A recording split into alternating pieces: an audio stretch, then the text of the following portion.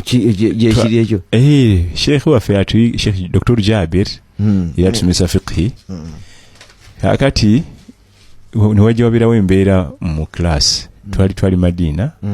naye yali Mbawarabu yali musajja Mwarabu abayizi Abawarabu byalina obuzibu mu by'essente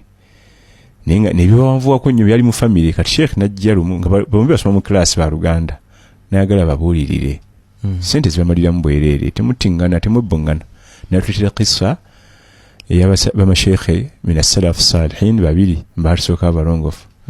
basoma bonna yirimu naye mu bukulu omu Allah namugabirira emaali etagambika ate omulala nga talina kati ono yalina emaali ennyingi yali musuubuzi naye nga ajja oluusi ng'ava mu katale n'abasula n'abakyalira ne banyumya n'abawa ku sente naye buli yajjanga obbakyalira abanga n'emaali nsufu kubanga yali ng'ava mu katale nga bakuze naye bazaala omwana ng'akola gwakuyigga muyizi naye ng'obwavu buli wali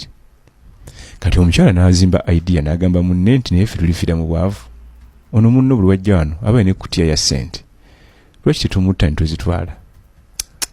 omwami n'ayomba nnyo nayecwacwana nayasitagaafuluza namugaa toddangamu kunga bigambo ebyo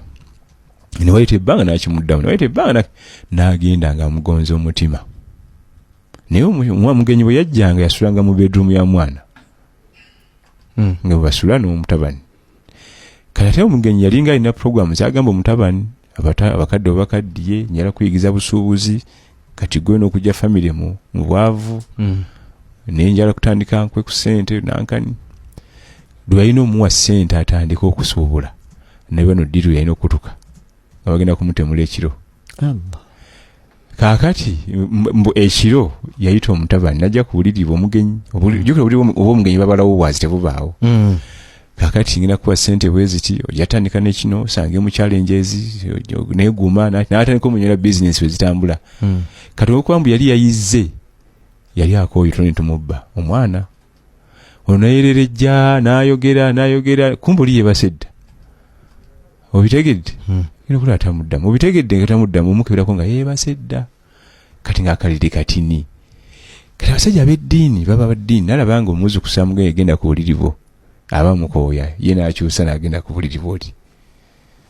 ngalaba omuzi kusa nti oba yagenda kaliri ku kanakaye nkaveeko aba mutawaanya ye n'ayimuka n'agenda ku oli neyeebika kati mutumbi bali ne bajja ku buliribwo omugenyi batemule naye nga tebagala ate omutabani abimanye ne bamutemula nga n'entana bagisimadde ne omutani bamuziika kati omukyala n'amugamba tugende tuwumule sente zaffe zimaze okukolebwa tujja zibala enkya twebake kati ate omugenyi abazuukusa basale salati subuhi baali batambulira ku busolo atandika okusimbula ngaomusana tegunnataamuka kati omugenyi yajja n'abazuukusa bannange mugire sheikh yalla sala kyani ayogera oyo timugenyi ojini giki nebavani bamutunira obadde otugamba ki mujje tusaale salati subuhi etuuse n'abawane ku ssente awo njala kugenda mangu maze no parking ebintu biri ku nsolo omukyala abuuza ono tiwaye gwe bujjo bakwana b'omisambwa mizimu majinni omwami n'abuuza omwami nti waye gwani anzuukusa n'amugaa nti waye tubeere tomumanyi kati omwami n'agenda n'ajjayo ensolo yagenda ebaziise alabe ekijja kikyokubanga manyi omuntu gwe twasse ne tumuziika azze wano omukyala ye bwe yate yagweri n'azirika kati omwami ne bimusobera mbaga kusala salati subuhi mwena mwenudde eno muddeeri katonda n'agoberera munne ng'akaaba ng'ayiikula musenyu akaaba no n'amuyambako kati ate jjukira obudde bwo tebuyimira ne busaasaanira ddala ne bajjayo mayiti ne bagikubaawo ne batandika kubanga bamusitulira n'akafaliso ke ne bulangiti bye byonna babireeteramu okubikka omusaayi guli naki okukeberanga mutabani omugenyi abuuza mukwano gwe nti wayi omwana ono yatuusa atya wano n'agamba nange neewoonya nali yala kukutta gwe ate okwagala okutta nze ottamu mwana wo wazaala omu n'agamba nti simanyi we kyazze ngonzitira ki hubbul maal hubbul maali ghalabani okwagala emaali kwansuseeko nekimpangula nga lwaki tongamba kale ate omwana wase waaki kwe kumubuuza kyazze kiki okuttamu namugamba nti nadde mwadde ne ssente ze ng'agenda kukola naye mu kumunnyonnyola ng'ali kaliri kange n'akimuyitamu bwe kyazze nze neekyusa nenzira ku bubwe namugamba nti bw'oba osobola okunsalira amagezi omwana wange n'akomawo naga tekisoboka goli sheekhe mulamba obimanyi okufa kujja omulundi gumu wabule kutya ya ssente kubanga yali amaze okupakinga ku nsawo ye ku nsolo n'agikuulako namugamba nti kwata zonna ssente kankukubagize kutya yonna kanjikuwe kubanga omwana tagenda kudda namugamba saagala wadde 10 njagala mwana wange ssente zotwala namugamba ssente wali unazitwala mu haramu ng'onzise kati katukkirize ssente zo zitwale mu halaali ofusigazi gwa kutta mwana wo naye wali ogenda kutta omuntu obe n'emaali kati emisango gibeera ebiri saagala wadde 10 njagala mwana agenda okukebera nga ku nsolo kuliko ekiso nakyeyisaamu nezifuka mayiti 2 ono yenyini gwe badde ssente taata w'omwana aga nsinza kubeerawo nga sina mwana kati naga nti kakati omukazi oli asigala namwandu omwana we ne baba fudde kangene muwe ssente zino ng'okumunazaako ennaku nga n'oli yasoose ate ono okufa n'asula mayiti eri n'agireta n'agigatta ku eno ne zifuuka 3 n'abasaako ekutya yaabwe ya ssente nti muzaagala ziizo ze ngenze ssente ze mwagala ziizo omukyala yayita idea ssente zo ziizo omwami n'agigula ssente zo ziizo omwana mwase wa bwerere ssente zamwe ziizo ze neeyongeddeyo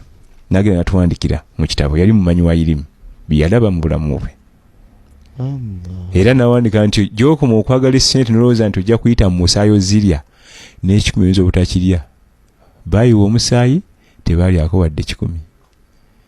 gy'okoma okuzaagala ennyo mu haramu bayinza n'otutuuka ozikuba mu halaali nga tukyazeetaaga yali azaagala mu haramu nattana n'omuntu ne batuuka ozimwa mu halaali nga talina kyeyetaaga wadde neki wadde 10 yaga nsaagala n'ebyo min qadiimi zaman byali mu mirembe gyedda bwe baatusokawo naye ekyennaku baali bamanyi bayirimu bombiriri Allah naweetera ekigezo ng'ekyo shaitan n'emegga munne ekyokubiri sheekhe n'atuwandikira nti okumanya Allah yayawukana mu security gwe baali baagala okutta mu ruumu yalimu nga tewali naamukuuma naye ng'ali mu birooto ali mu mirembe gye bo batuuyana gwe baagala okutta mu ruumu mwali talina security talina wadde akambe tebaamukwatako wadde olugalo eyo security ya Allah temanyi ndala zonna nga ye ali mu tulo bano bali mu kutuyana nga balwanagana n'oli kubanga bamufumita mayita balina okulwana nga tannafa tebaagala omutabani nga lwozi oliye mutabani tebaagala awulire kumbe bali mu protectinga mukulu awumule talina buzibu security ya Allah teyenkanika era mu kitabo ekyo mu yali awanika story yalaga nnyo bukuumi twerimbira bwereere kati ani yali akuuma omusajja w'ebiseera ebyo ng'ate waali siga nti aliko abasajja 3 tonawo muyita siga nti atunula anadduka ali mu kufuluuta tibamukwatako wadde second